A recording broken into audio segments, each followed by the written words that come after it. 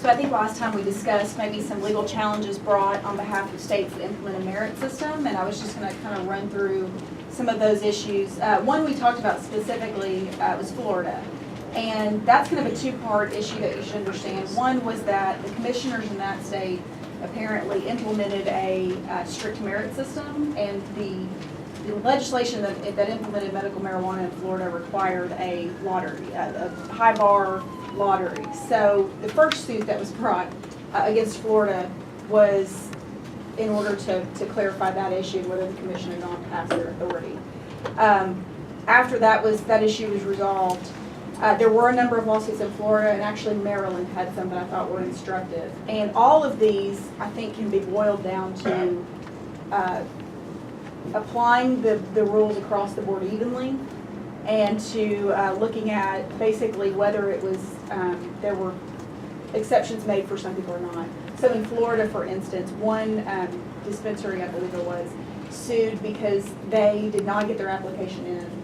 They got it in like 25 minutes late. And what they found were there were certain other entities that had done something similar and had been allowed to continue on with their application. And so they sued because that was not applied equally to them. In Maryland, I thought that was a good one to look at because there were a number of lawsuits there as well. And what I thought was interesting is Maryland also gave quote-unquote bonus points for geographic diversity.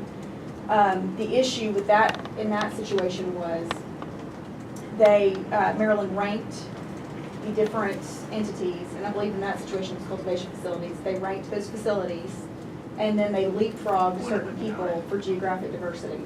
So instead of incorporating that ranking into their end product, into their end number, they allowed for certain people to be leapfrogged. So essentially what happened in that case is people with higher ranking scores sued the system because they were, on paper they had a higher score, but they were not chosen for geographic diversity.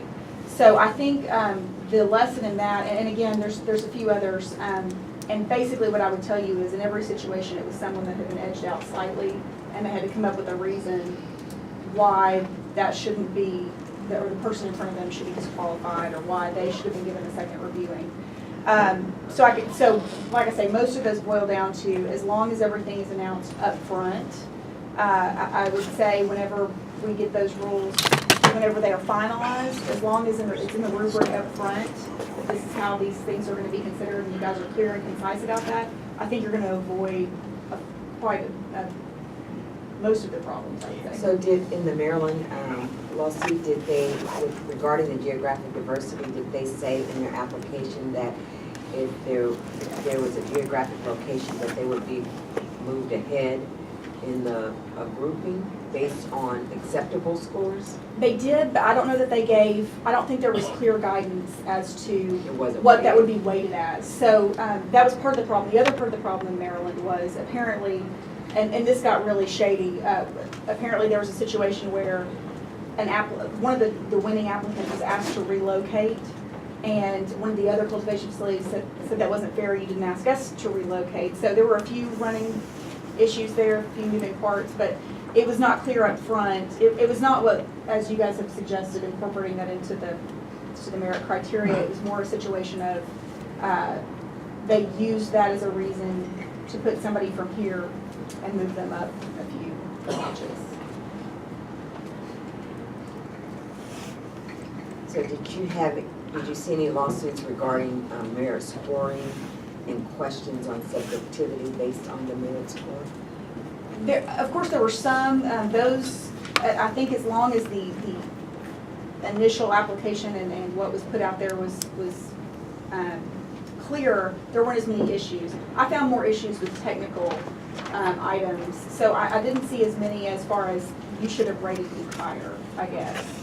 There were fewer of those, more of the technicality issues. Another really big one that seemed to have it's caused some states some heartburn is allowing certain people with backgrounds in on their criminal check. Like if certain people were getting through and others were not. I think that was in Florida. That caused a lot of issues. So just consistency and applying that evenly across the board is what was important in that situation. Helpful, thank you. Thank you so much.